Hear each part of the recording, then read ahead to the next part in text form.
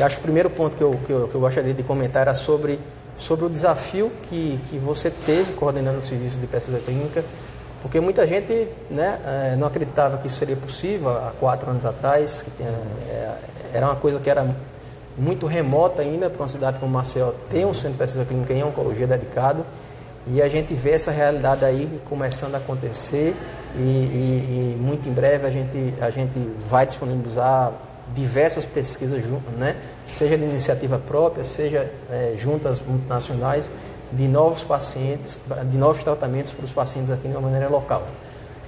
Eu gostaria que você fizesse discorresse sobre o desafio que você teve de implementar.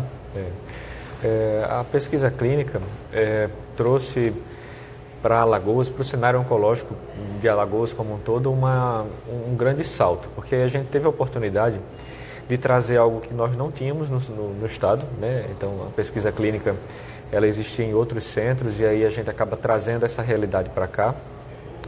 E aí a gente descortina aí para nós uma possibilidade de utilização de diversos tratamentos dentro do cenário da pesquisa clínica que não estão muitas vezes disponíveis dentro do tratamento padrão, né? São medicações que ainda serão lançadas, mas que demonstram benefício no tratamento de várias doenças.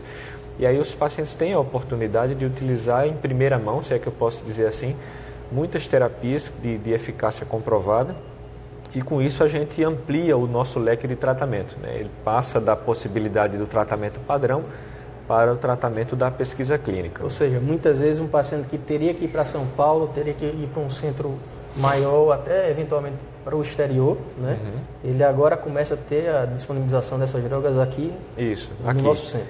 Porque quando a gente trabalha com pesquisa clínica, geralmente essas pesquisas elas são multinacionais. Então, elas são desenvolvidas fora do país, em alguns casos, mas nós já temos muitas pesquisas sendo desenvolvidas aqui por pesquisadores brasileiros.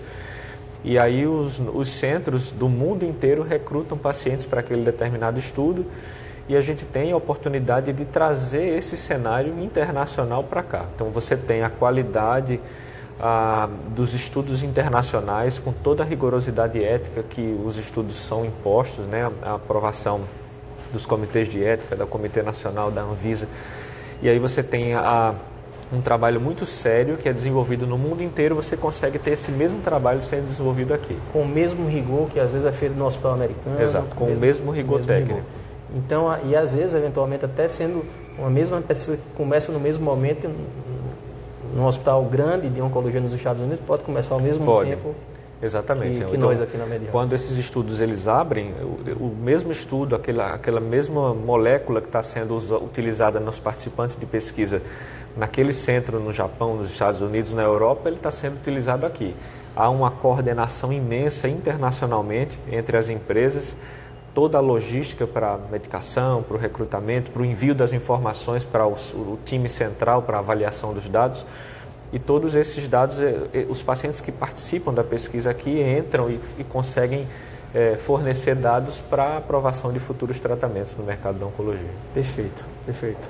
Eu acho eu acho uma questão que é muito pertinente pacientes que fazem tratamento no SUS ou que têm um diagnóstico de câncer que não tem convênio. Esses pacientes eles estão aptos eventualmente a receber essa terapêutica aqui no centro de pesquisa?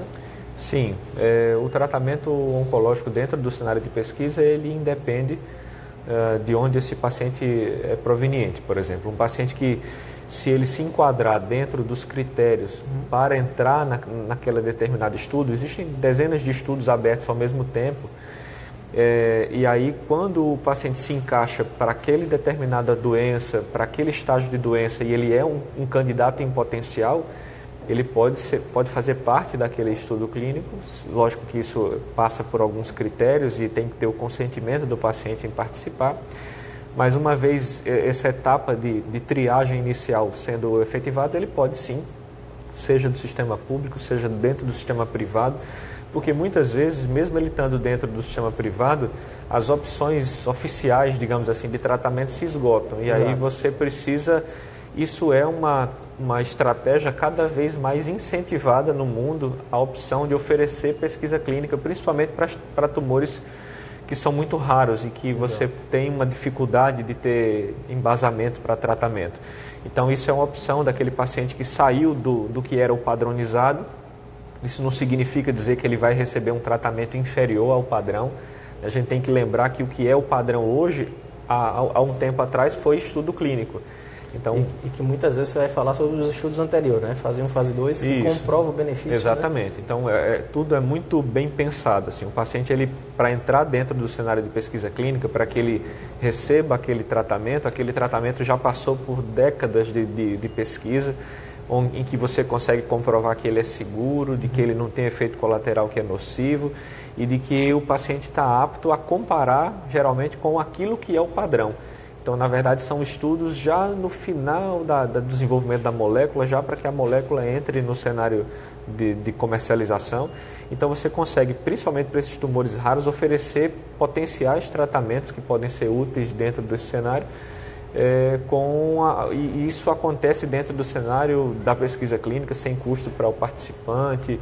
Ele pode vir do serviço público se ele se encaixar dentro daquele sistema e ele será participante daquela pesquisa clínica durante o tempo que aquela pesquisa estiver aberta. Então, eu acho uma opção interessantíssima. Perfeito.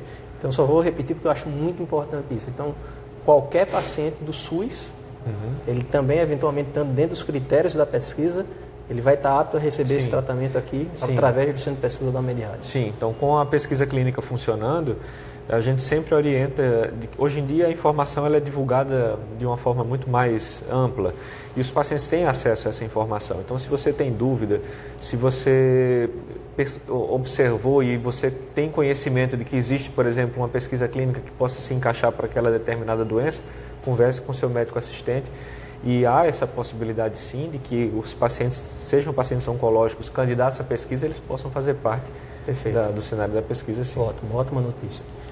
Eu acho um aspecto muito legal da pesquisa. O Dr. Bruno, eu acho uma grande qualidade do Dr. Bruno, ele é muito metódico, isso é muito bom, viu? Raros médicos são como ele. Então, eu acho que o expertise que você teve, né, através dos treinamentos para a pesquisa clínica, né, do curso de formação, a minha pergunta é, isso tem implicabilidade de como a gente se organiza internamente como oncologista, no sentido de oferecer serviços mais seguros, oferecer serviços mais amparados em guidelines internacionais? Existe essa realidade? Existe. O cenário da pesquisa clínica, por você estar lidando com seres humanos, né, que é a base da pesquisa clínica que a gente lida hoje em dia, você precisa ter a comprovação de que tudo acontece e de que a segurança do paciente é o principal objetivo. Então, a pesquisa clínica ela acontece com o principal objetivo de trazer o benefício e resguardar o sujeito da pesquisa, ou seja, o participante da pesquisa. Então, ele é o principal interessado e a gente precisa manter a sua segurança para que tudo ocorra bem. Para que isso ocorra, a gente precisa desenvolver uma série de estratégias. Então, isso é o que a gente chama de segurança do paciente. Então, hoje o que a gente percebe como uma realidade em muitos hospitais que existem o sistema de acreditação, que a gente fala, né, que é aquele sistema de qualidade da assistência, dentro da pesquisa clínica isso é uma realidade desde o início, porque ela precisa obedecer critérios rigorosos para que o garanta que aqueles dados que a gente está extraindo são confiáveis, são seguros e que com esse desenvolvimento da pesquisa você não prejudica o paciente. Então, com certeza, a pesquisa clínica ela implementa e ela incrementa qualquer serviço, porque ela traz rotinas muito bem pontuadas com relação à segurança do paciente, qualidade da informação, qualidade do prontuário. Então, tudo é muito bem visto dentro desse cenário. Muito bom. Acho essa uma das grandes notícias. Então, Bruno, com o advento agora da inauguração do hospital, como é que você imagina a atuação do corpo clínico médico, do corpo clínico da oncologia, interfaceando pacientes internados, pacientes que são operados e necessitam de uma avaliação de um expert em oncologia? Como é que você vê esse curto prazo, no decorrer dos próximos meses, a atuação dos colegas? Dentro do serviço que começa, isso vai ser fundamental. Eu acho que esse intercâmbio entre as especialidades e entre os serviços de assistência é fundamental para que a gente consiga oferecer um tratamento cada vez melhor. Então, a equipe da oncologia que já está presente no hospital desde o seu nascimento, e um hospital que é essencialmente voltado para a linha oncológica, ele vai conseguir oferecer esse atendimento desde o momento em que o paciente, por exemplo, que fecha o diagnóstico e que ele entra dentro do hospital, a gente já consegue linkar essa avaliação com os seus cirurgiões assistentes, a gente já consegue linkar essa assistência da visão oncológica com o cenário da unidade de terapia intensiva. Então, o paciente ele não precisa aguardar que todo aquele processo se resolva para que a gente comece a vê-lo do ponto de vista oncológico e definir um tratamento. Então, eu acho que isso vai ser feito desde o momento em que ele entra no serviço. A gente começa a traçar uma linha de cuidado a partir dali. Seria mais ou menos como uma maneira de se comunicar oncologicamente falando. Exato, né? Então, exato. Vai haver uma maneira linear de se pensar em oncologia, desde a UTI ao centro cirúrgico, com toda uma linha de conduta, seja aquele paciente que já está em tratamento, né, não seja aquele paciente que está iniciando, que vai entrar no serviço por algum motivo, então ele já tem uma linha de terapia traçada, a gente já tem uma estratégia e o objetivo é que essa estratégia também seja seguida dentro dos outros serviços no hospital. Perfeito, muito bom, doutor Bruno. Eu agradeço imensamente a sua colaboração. Manda abraço a todos os colegas da oncologia, em especial a doutora Rose, né? E a Isabela, que agora recém-chegada ao mundo. Um abraço, Rose. Foi mãe, sim. E, enfim, é um prazer. Desejo sucesso em 2020, doutor Bruno. Eu acho que esse é o ano que a pesquisa se fixa de vez, e eu acho que vai ser um grande avanço para todos os alagoanos.